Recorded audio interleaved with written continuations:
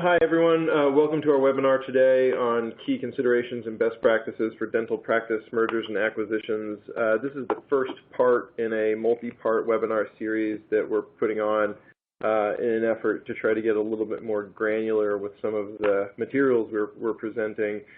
We've found, based on past webinars and presentations we've done, that there's a desire to get a little more granular and kind of beyond the basics. So this three-part series will be an effort to do that. The next two will be upcoming in the coming months. You'll all be receiving invitations to that as well if you've signed up for this one. What we'd like to do with these is to try to keep it as interactive as possible. There is a question and answer functionality to the webinar interface, so if you do have questions throughout this, we'd love to answer your questions directly. And again, our desire is to get beyond that basic level and more to the advanced materials pretty quickly.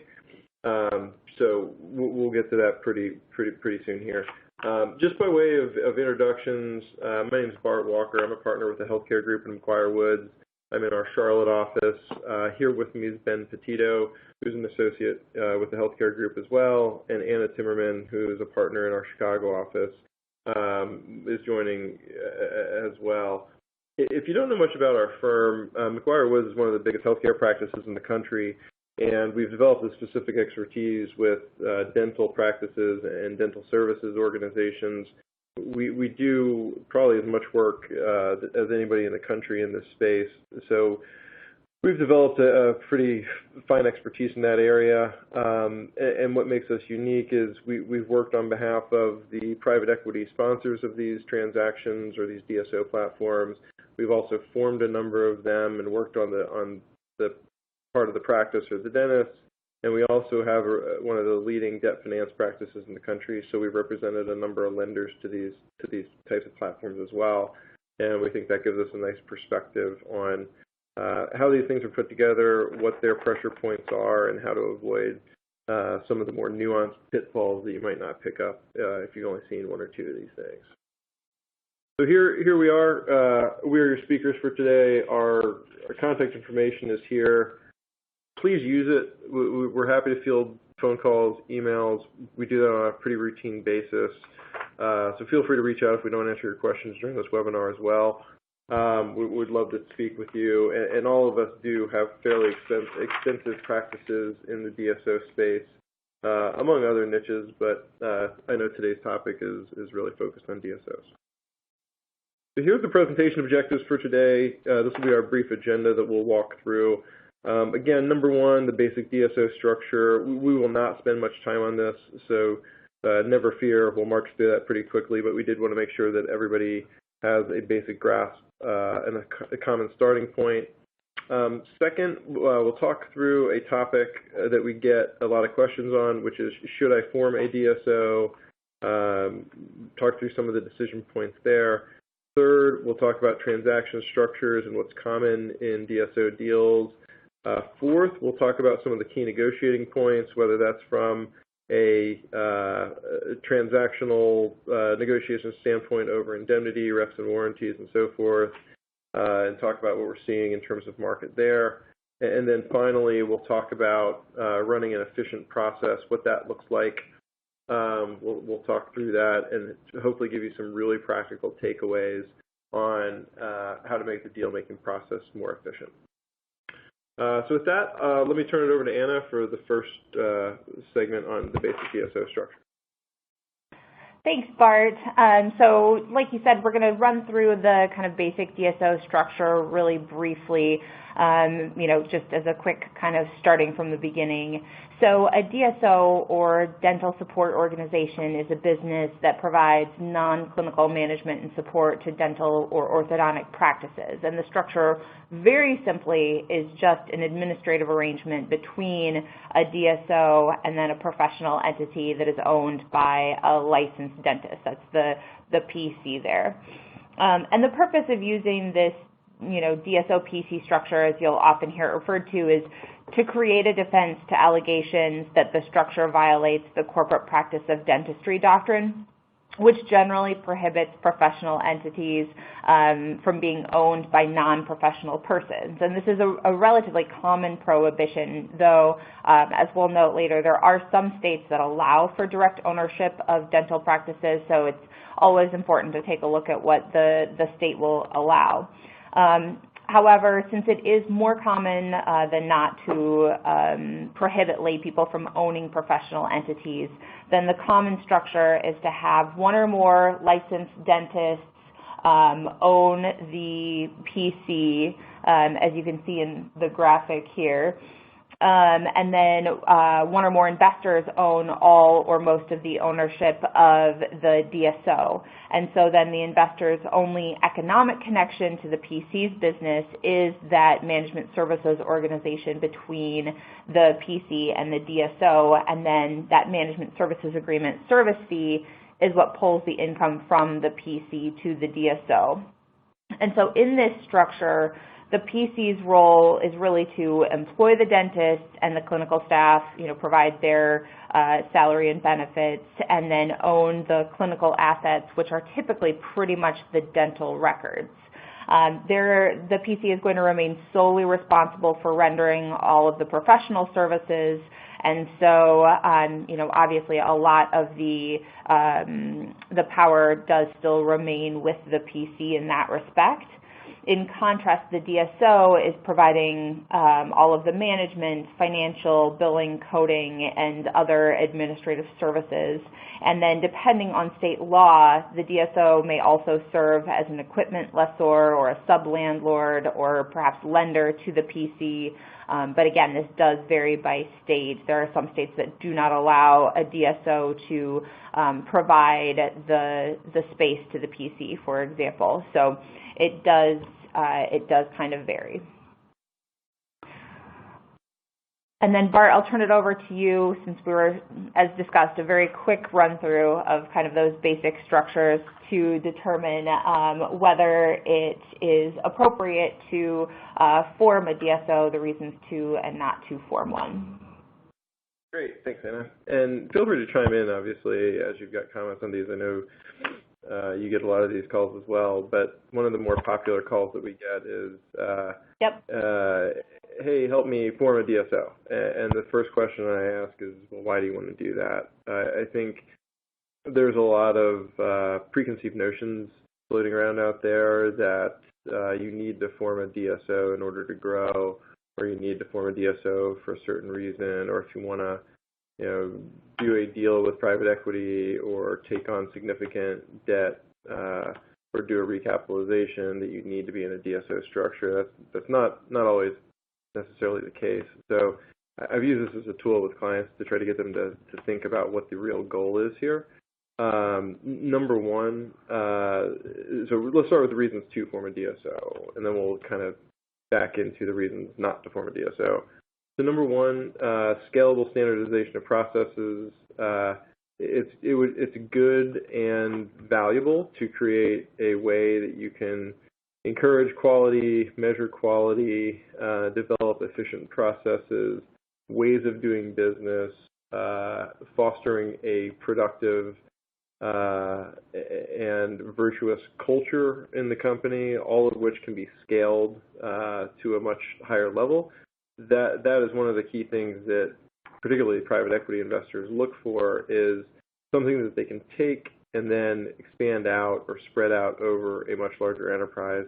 So that would be a number one, is if you've really got something special that you've developed and then looking to scale that beyond your practice, that would be a good reason to form a DSO. Number two, efficiencies of scale. Obviously, the bigger you get, the more efficient things can become in terms of volume purchasing. If you have a bigger platform, you can tolerate certain expenses that you otherwise wouldn't, or employ certain specialties that you wouldn't otherwise be able to. So, for example, once you reach a certain level, a certain number of offices or a certain number of practitioners, you can develop your own call center. You can have your own dental lab if you desire. You can even go the multi-specialty approach, where if you have enough general dentists together, you can support an orthodontist or an oral surgeon within your practice. So those are all things to consider in terms of efficiency of scale and getting bigger. I would point out, though, that those are not always necessarily mutually exclusive with forming a DSO. Some of those things can be achieved just by growing a practice on its own. Third, professional business management. In order to attract the right executive level talent, you need a certain scale, but it's not necessarily just a function of scale. It often is a function of whether or not you can offer equity incentives or an equity incentive type program, which dovetails with number 4, which is non-dentist ownership of the MSO, or in this context, as we call it, the DSO.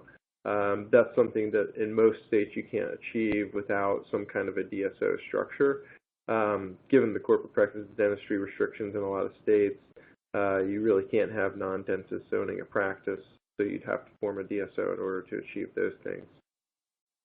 Fifth, expansion into multiple states. Some states require that the PLC be actually established in that state and not a foreign PLC or PC.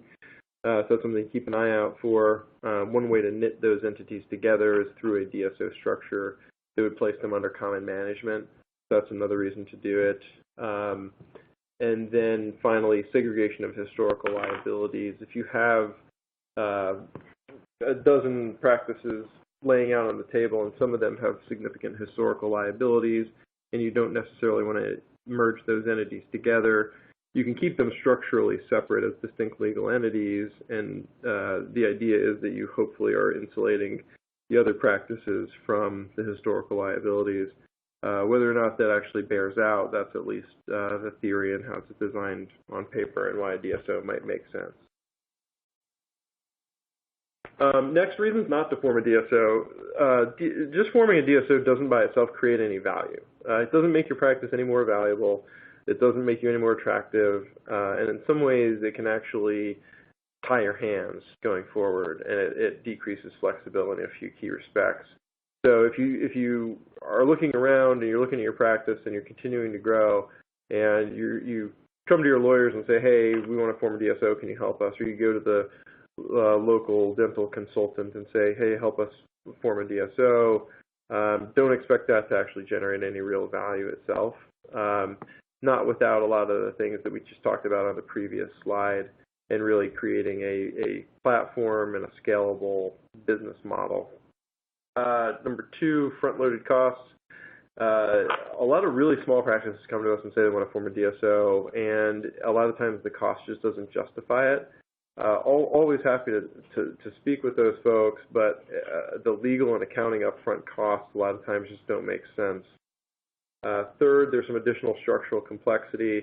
As you saw in that initial slide, it's more complex than just putting a single box up there, which would be a single legal entity, which poses some challenges. It's not insurmountable, but it definitely is something that you'll have to explain to dentists, particularly associate dentists, and potential partners who would be joining the practice. You'll have to explain that to them, especially when you talk about some of the more exotic equity and compensation type structures. That can be challenging. Employee benefits also gets more challenging from an ERISA and anti-discrimination or non-discrimination testing perspective. You run into issues like MIWAs, which is a multi-employer welfare plan, or a ASG, which is an affiliated service group. They all have pretty complex rules around them, so the benefits issues become more complex. You have to do a little more thinking around those. And then finally, I mentioned this earlier, it decreases flexibility for future reorganization. Particularly be careful around S-Corps and C-Corps. Those can be challenging to transact out of, and once the practice or a DSO is in that structure, it can be difficult to get them out. So keep that in mind before you make any sudden movements. There's ongoing costs for these entities in terms of maintenance. So if you have different entities, you've got different tax returns that have to be filed and keep up with, the annual corporate renewals, you've got accounting and bookkeeping costs. So it does represent some additional maintenance costs to keep in mind, in addition to the front-loaded costs we already talked about. And then finally, corporate practice of dentistry limitations. So if you are in a DSO structure, you don't have direct ownership of the practice as a manager or as a non-dentist. So all of your rights would be exercised through the management services agreement or through your ownership in the management entity. That's a very different ballgame from direct ownership. And if you're not accustomed to investing in these types of healthcare businesses, that can be a pretty jarring realization. If your experience is really limited to just investing in businesses you can own directly, then this is a very different animal. And then I just mentioned North Carolina and Texas briefly because in North Carolina, to my knowledge, it's still the only state where you actually have to submit your management agreement to the dental board for review and negotiation. And it's a painful process, and that may not be something you want to go through unless you really have to, or there's a significant benefit to it. And then in Texas, you also have a Secretary of State registration requirement. Notably, it's not a registration requirement with the dental board, but you still do have to make a filing and keep up with it that you wouldn't otherwise have to do if you weren't in a DSO structure. Let me pause there and see if Anna or Ben, you guys have anything to add on those slides. Yeah, Bart. So the other thing to keep in mind in particular is, if you have a small pool of dentists. So for example, say you've decided to, someone wants to form a DSO, but they have just one licensed dentist who is, ready to step in as the owner of the PCs. The other thing to keep in mind is that some of these states do have active practice requirements for owners of professional entities. And to the extent that you have someone who is going to be owning a PC in a state where they don't actually intend to practice, then, once again, you have something else that can run afoul of state laws. This kind of goes to that broader issue of,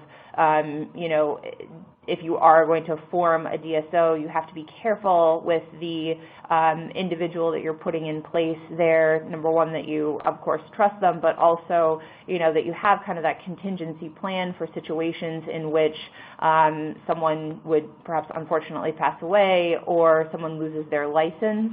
Having just the one dentist can create a lot of problems. So, it is something to consider, maybe having more than one owner of a PC, but that is also something that you have to essentially be prepared and planning for to the extent you're intending to spread over multiple states. Right. And there's a couple of questions, I think, one of which is pretty germane that we can tackle right now. One was whether minority investors can own directly in a PC or a professional corporation or a professional limited liability company. And the answer actually varies by state. Like, so for example, in Arizona, I know a professional limited liability company can be owned minority ownership by a non-dentist or a non-physician. In almost every state, that's not dental specific, so it applies more broadly to any kind of professional entity. So that would be true whether you're doing a physician practice management structure or a DSO type structure with dentists. That's going to be a result of state law and how the states have drafted those. It varies pretty wildly. In most states, though, I would say there is no direct ownership by non-licensed professionals at all. And then the other question we got was, in North Carolina, one of our attendees had noted that there's been an uptick in activity in North Carolina, which is true, and that's actually quite public. You can just kind of do a Google search and see some of the more recent transactions that have happened in dental in North Carolina. I think that's true, but the question is there any reason to believe the state will become more favorable to DSOs in the future? I still think the answer is not really. I think they're definitely getting more deals done. It's still challenging. It's a little easier than in the past. The laws themselves have not changed in any meaningful way that makes it now suddenly, open for business Wild West. There's still a process in place. You still have to go through it. It's still challenging. So I would view it as incremental change rather than anything truly revolutionary. Anna, Ben, anything else? All right, let's flip over to the next one where we're talking about transaction structures. Ben's going to give us a couple of slides on just what the typical deal structures look like. And again, this is sort of boiled down and maybe oversimplified, but it'll at least give you a sense of how you transact out of these. Thanks, Bart. Yeah, this is Ben here. So Anna talked a little bit about the basic, how a DSO is set up. This is a little bit more complicated into how the actual acquisitions occur.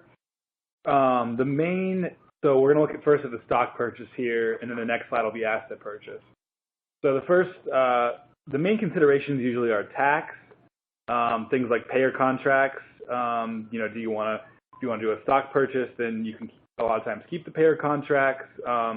May depend on what the DSO strategy is, so that can kind of inform whether you go with the stock or an asset purchase. Here you'll see in the asset purchase that this assumes sort of an already operating DSO with a PC that already has a dentist owner. And so we'll just kind of look at it from left to right. You have here the investors with the DSO, as we already know. As Anna described, you've got the administrative services agreement. That's between the not PC and the DSO. And then the target PC will split out all the non-clinical assets, which will be sold to the DSO. So that would be things like things that aren't related to the actual practice of dentistry, sometimes equipment, as Anna mentioned, anything administrative, physical assets a lot of times. And then you've got the owner. It ends up being essentially all of the assets of the practice, often including goodwill, but pretty much solely excluding either anything that by state law can't be sold or is just like the dental records or other clinical contracts like an employment agreement. That's right, and then the clinical assets would then go to the PC. Anything, as Anna mentioned, that would be required under state law to be owned by a PC, that would go to the acquiring PC. And then the purchase price and the target stock are exchanged, and then we kind of go back to our initial slide with the DSO setup, where the final structure would be then the acquiring PC, the DSO with the administrative services agreement being the only economic relationship. And just a couple points here at the bottom. State law determines whether a PC can own another PC. So in some cases, the target PC may hang around as a legacy entity. It could potentially become wholly owned by the other PC. So there's a little bit of play in transaction structures there depending on state law. That's it for stock purchase. So you can go ahead and flip to the next slide, asset purchase. So again, a lot of the same considerations here, but you'll just see it's a little bit of a different structure. We've got the assets going to the PC, all clinical assets, and then non-clinical to the DSO. We just don't have a stock exchange. It's just a pure asset sale, and then the target PC goes away at the end. Again, it could be due to payer contracts or other things that we may want to do only an asset sale as opposed to a stock, but you kind of end up mostly in the same place. I don't know if you guys have anything to add on asset purchases.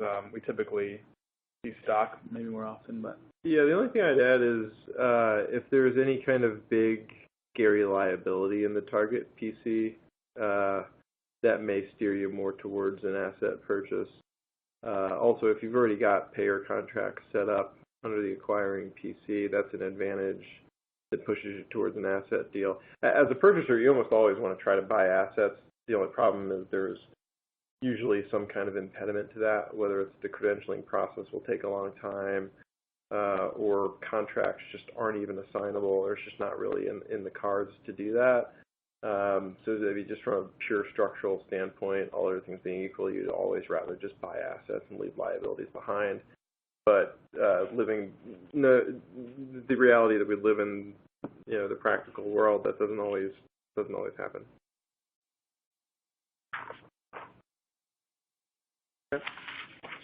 So next we've got some other considerations of the transaction structure. We've already been through a few of these, but a lot of times the first kind of gating consideration is tax. It depends on the acquiring entity and the target. As Bart mentioned, the S Corp, C Corp game can get pretty tricky, and when the X election is made, things like that. So we want to, obviously we always want capital gains treatment in the sale. It's probably going to benefit both parties. So you want to make sure upfront before things get too far along that the tax end is figured out, and that may drive the stock versus asset consideration as well. On payer contracts, a lot of times, of course, buyers will want to know as much as possible. There are some things to keep in mind. For example, in a direct sale, change of ownership may be tripped in the agreement. So in some cases, you may be able to get away with a stock purchase may not trip those requirements, whereas an asset may. So if you want to keep the contracts, you want to know up front, obviously, what the change of ownership provisions might say. And that kind of goes along with assignability. Can you assign the contract or not? That's going to play into structure. And then lastly, with antitrust concerns, we get a lot of times questions from clients of, can we share payer rates as part of a transaction? And there's a lot of antitrust laws surrounding that area, but generally competitors can't share direct rates. There are ways that we can sometimes work around that, certain clean team agreements or other things that can help us get there, but a lot of times you can't just send your payer contract across to a potential buyer. You can trip up some antitrust rules there. There's other agreements that should be considered on the front end for transaction structuring. Things like leases, can those get assigned? What the EHR medical record software looks like, what the non-competes or other things in employment agreements may say. And then fourth, we've got known liabilities, as Bart mentioned. Sometimes the target may have some liabilities that we would just rather leave behind, and that may push us toward an asset sale. Great, Ben. There's a couple things I'd add. It's amazing how much of transaction structure is driven by tax and tax considerations, and whether or not your practice or your DSO or whatever you're selling starts as a tax partnership or a corporation or an S Corp can radically change how the transaction looks, and quite frankly, how much time and brain power we have to spend figuring it out. Partnerships are generally the easiest to transact out of. You've got pretty good flexibility on how you allocate purchase price, how you shift around the purchase price consideration. C Corp is really tricky, so anything that's probably the worst thing to transact out of, and the reason for that is any money that actually flows into the corporation gets taxed at the corporate level, and then if any money is distributed out in the form of a dividend to shareholders, you get hit with a second level of tax. And so that's just from a tax efficiency standpoint, not a great outcome. One thing to note with the S Corp that I think some people find surprising, S Corps can only be owned by natural people and certain types of trusts. So if a PE fund is coming in and they're going to invest in the practice or affiliate with it in a DSO model, you can only have people who are natural people own an S Corp. So if you've already formed an S Corp, you're kind of stuck, but you can reorganize it in a way that would allow it to become a tax partnership and allow others to invest. Two other interesting things about S Corps. One is you can only have one class of stock, which means that you can't vary the economic deal amongst different classes of stock like you could in a partnership or even in a corporation. And then the second key limitation on an S Corp is that any kind of proceeds that flow through there would have to be parsed out based on the percentage ownership of the S Corp and not in any other way, whereas with a partnership you've got more flexibility. Capital gains, the reason people are so fascinated or focused on capital gains treatment of sale proceeds is that you end up getting taxed at 15 or 20% rather than at whatever the highest marginal tax rate is, which is, I think nowadays, 37%. So there's pretty significant tax savings on each incremental dollar of purchase price proceeds if you can get capital gains treatment rather than ordinary income from that. Anna, anything else from you? Nope. Okay. Next, let's dive into some of the key negotiation points, and this is where it'll get a little bit more granular. We didn't put a lot of this detail on the slide because we think that it would be a good jumping off point more than anything else. In terms of purchase price, we see a pretty wide range. In DSO transactions specifically, it's not unusual to see multiples of 9 or 10 or even 11 or 12 times EBITDA for the bigger transactions. And I think people see those multiples and those valuations, especially at the lower end of the market, and think they're going to get that. That's just really not the case. Smaller practices tend to sell at a percentage of revenues or a percentage of collections rather than a multiple of EBITDA, there's a big gulf in terms of valuation between those two concepts. So depending on what kind of deal you're looking at, the purchase price may be radically different. Number two, in terms of rollover equity versus cash consideration, in a PE-style platform deal, and really any kind of significant add-on, we would expect to see anywhere from 10 to 30% of the purchase price being rolled over in the form of equity of the go-forward company. Usually that settles out around 20%-ish, but different folks have different preferences on that front. So that's always a key component that you have to sort through, is how to get tax deferral on that piece of rollover equity. That's always something that sellers are looking for, and it's often something that the buyer can accommodate. Number three, tax advantageous structuring. We talked about this earlier. Sellers generally expect to get capital gains for most, if not all, of the purchase price. Buyers want and need a stepped-up basis in the assets that they're buying. Both of those are typically achievable. It can take some mental gymnastics to get there, but that's more of a collaborative exercise than anything else. And it definitely takes some smart tax people on both sides to make sure you get this right. Number four, governance rights and operational control decisions. There's always a bit of a tug of war here.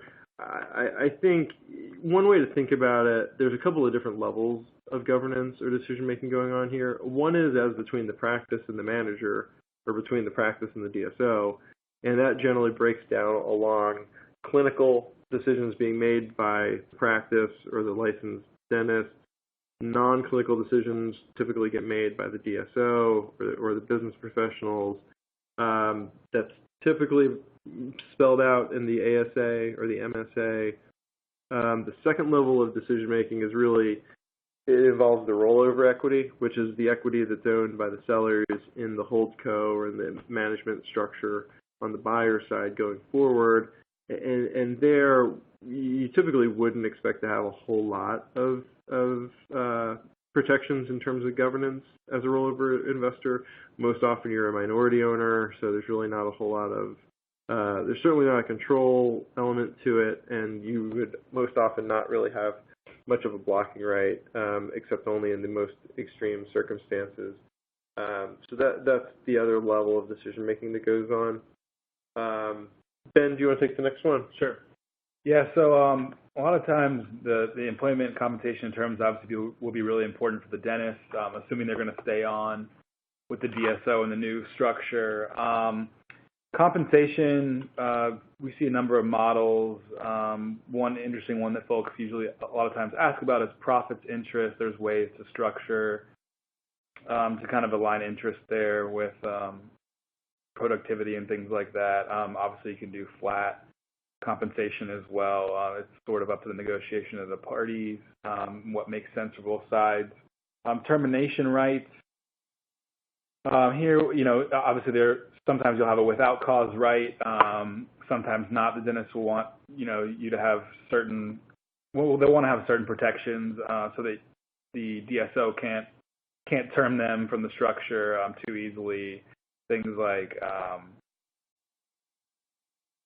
don't know, what would be the typical cause provisions part that we would see?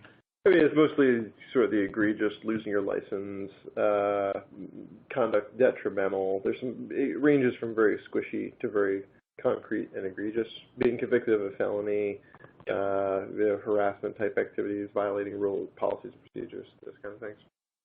And then things like hours, vacation, CLE, paid time off.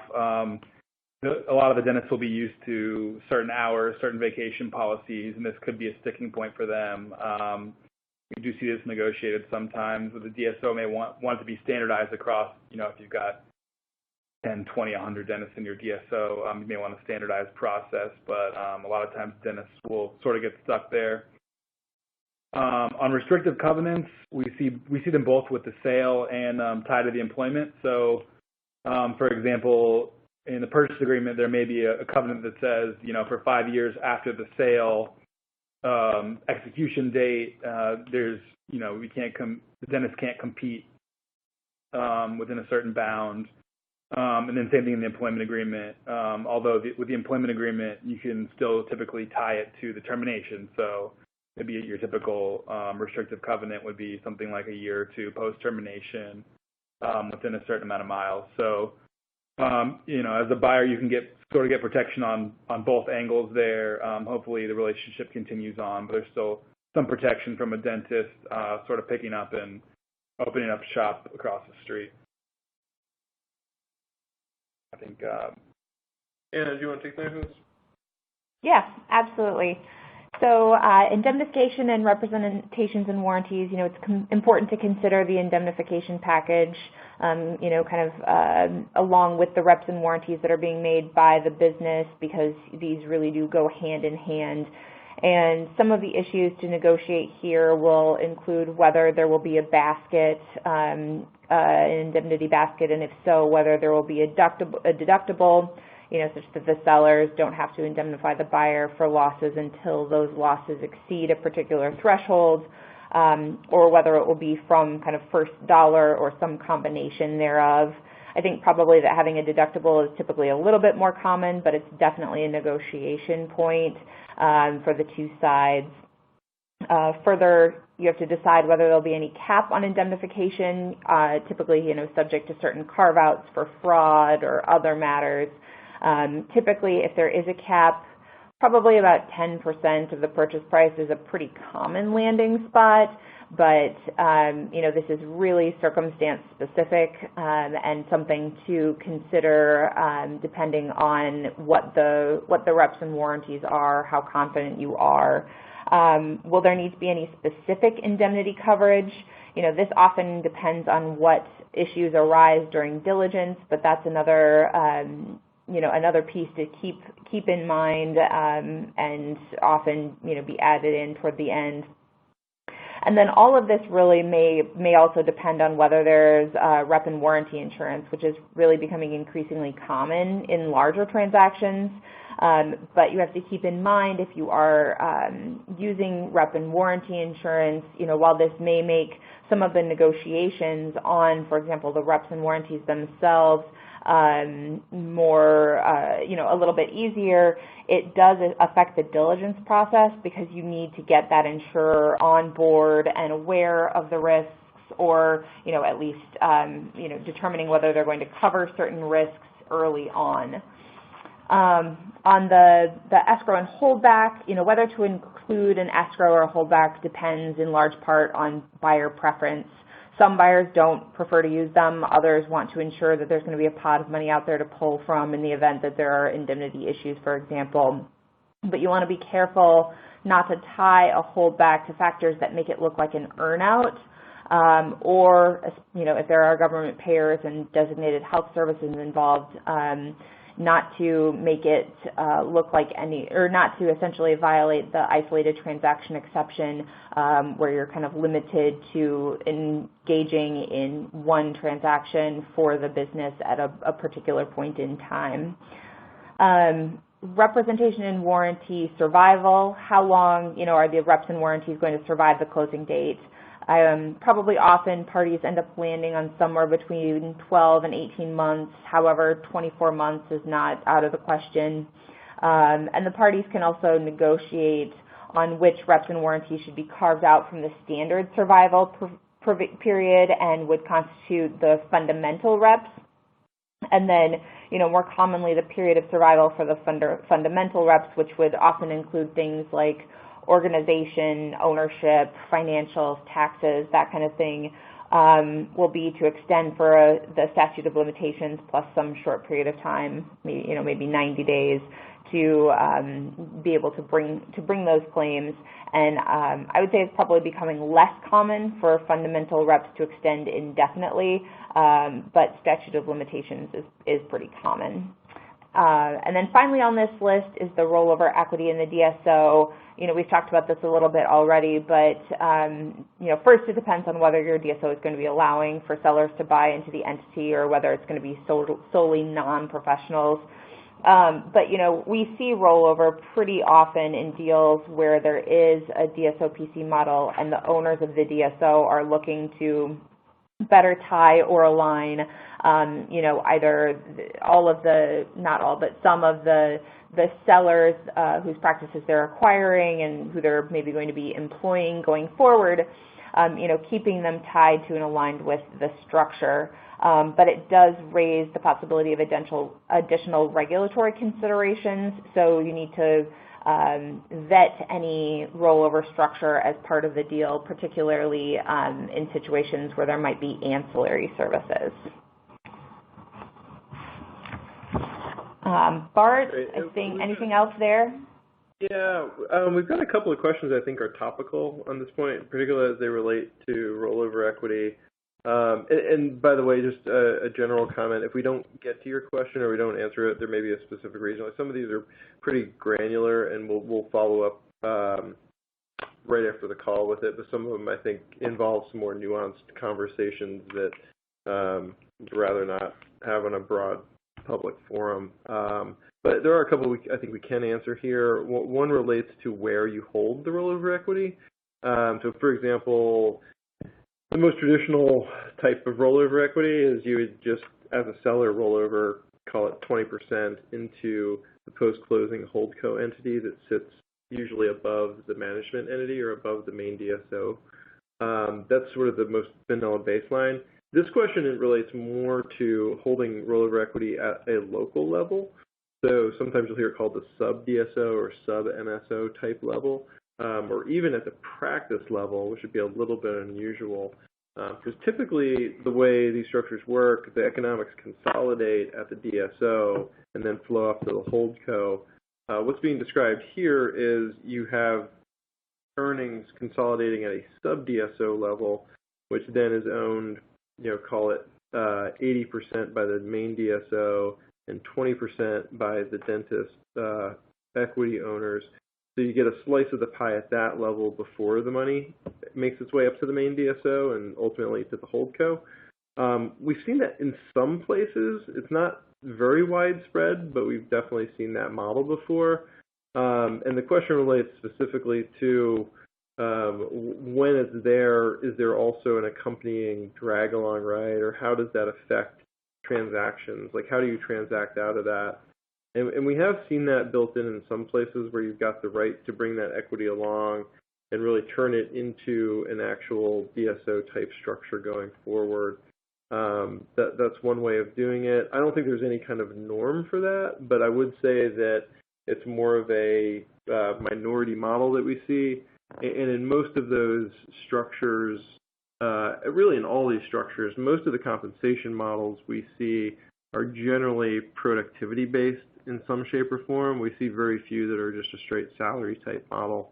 But Ben, Anna, any comment or correction on what I just said? No. No. Okay. And then there's another question on multiples. What kind of multiples we're seeing in kind of early stage DSOs?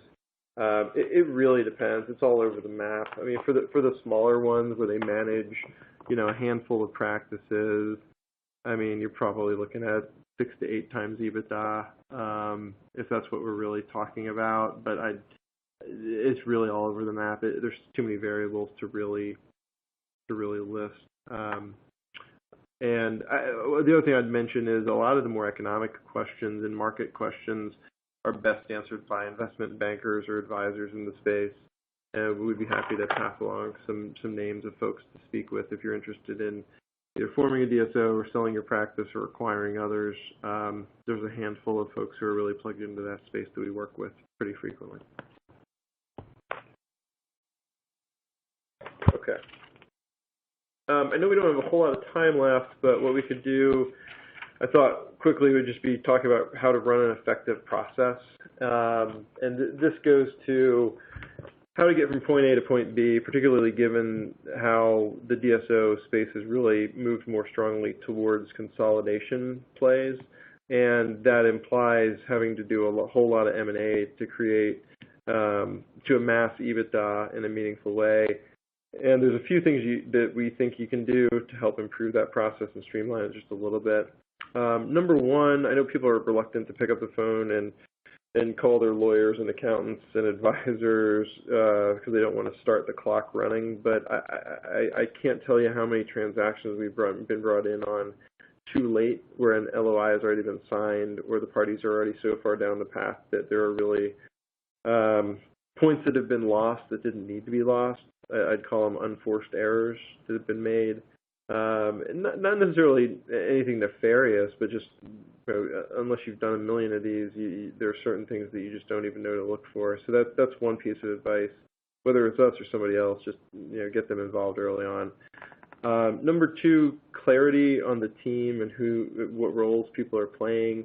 There's a lot of time when you have a strong pipeline of acquisitions, it can get pretty confusing, so you just need total clarity on who is doing what on which transaction. I know that sounds pretty simple, but you'd be surprised how many times people don't just stop and think about that and make sure that there's clarity on both sides.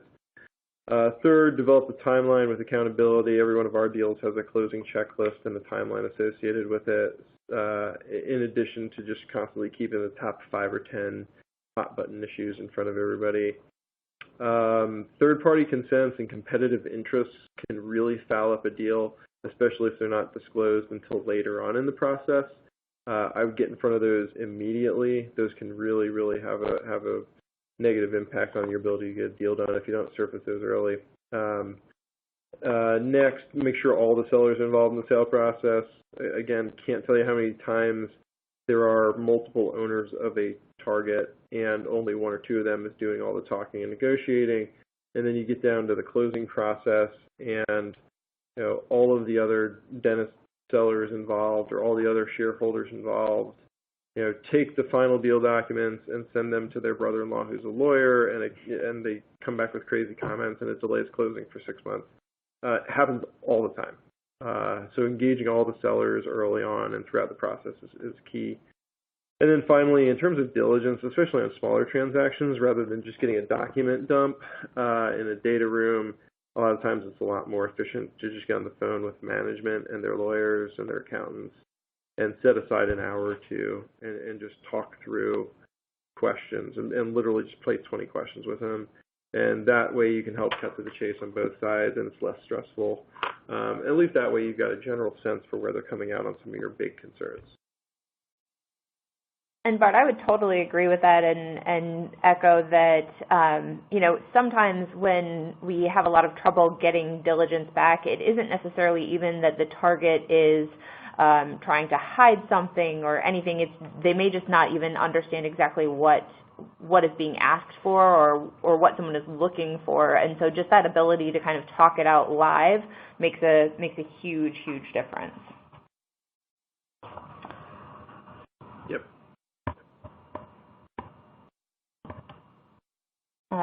So I'll kind of go through some additional integration best practices. So to keep in mind as you're really moving forward and kind of in those initial stages of bringing the multiple PCs together.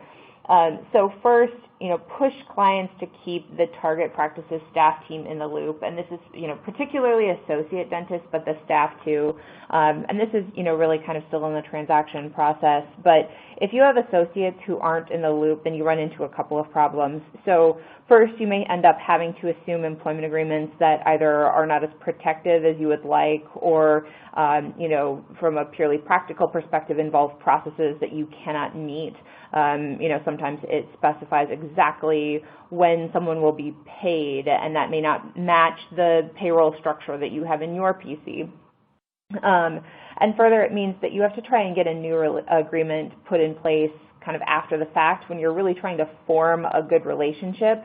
And this may be occurring when they have no idea what's happened, and they may feel a little bit resentful. And so while you're trying to bring them around, you also have to be working with them to enter into a new agreement, something more that's strictly your form, and that can sometimes be a bit more adversarial than you might like. So best to keep them in the loop early on. And the staff, can, including associates, truly can end up becoming kind of suspicious if they suspect something is going on, which can create a lot of problems. And they can end up being, really unhappy when things are sprung at them at the end, and that could lead to staff leaving, which is detrimental to the ongoing business. So if you have a situation where a target really is uncomfortable talking to staff about the transaction prior to having, that final agreement in hand, you can consider doing a deferred closing so that you have a deal that's all signed up and effective, but isn't going to close until some period of time in the future, so you can get things kind of transitioned, to work on transitioning kind of earlier on. Number two, what's right for the target practice? Does the buyer have the right operations team to examine on a location-by-location basis? So even if you have a DSO PC model, it may not be appropriate or possible to maintain a truly one-size-fits-all approach. So you have to have some ability to look at each practice location individually and see to what extent any kind of changes need to be made to the standard process. Number three, identity of the location. So, this is important because the buyer really wants to ensure that existing patients know, often that the former owner is still there, for example. And so as the buyer, you need to consider whether to file a DBA for an existing trade name under the new PC, or whether to rebrand as the new PC, when to do that from a timing perspective, how to introduce yourself to the local community, as well as, making it appropriate for the prior dentist and your relationship with that individual, who may have some qualms about having their name still be the sole one on the door, for example. Number four, do patients need to be notified? Does the buyer want to notify, even if it's not required? So it's important here to check state laws to ensure that all obligations around the transfer of a practice are met. One example would be Georgia. Their dental board requires selling dentists to notify their patients 14 days before a transaction. So that's some timing that you kind of have to keep in mind. And then you also may have to balance the fact that, again, that selling dentist may not want to let everyone know in advance. And so this is another one of those tension points to address early on. Some states also require dental record transfer agreements or other kinds of notices, and then the parties should determine how any notice to patients will look. So, for example, if the selling dentist wants to or needs to send a patient notification, the new PC or DSO needs to be involved in what that notice looks like and says, so that everyone is comfortable. And then last is, get payers changed over, especially Medicaid. The timing here can be really tricky and crucial, and so this is definitely something to begin planning for early on based on the state and payers that a particular practice has. Bart, Ben, anything else that you run into here that people need to kind of keep top of mind? Nope, I think you just about covered it. And I think our time is about up too. I know there are a couple of questions that we'll follow up on after the fact that are pretty detailed, but what I would do is let me leave you with just one offer. Here's our contact information again. Feel free to reach out with any questions that you might have, or if you want to talk through things as you're seeing deals out there, or as you're considering buying or selling or transacting in this space. Would love to hear from you. We spend a lot of time off the clock and on the phone talking through these issues because it's helpful to us as well to hear what's going on out there. But thank you for joining, and keep your eyes open for our next couple of webinars in this series. Again, we've got 2 more coming up, and hopefully you guys find these helpful. We enjoy doing them. Hopefully you guys enjoy joining and listening to what we have to say. So have a good day, and thanks for dialing in.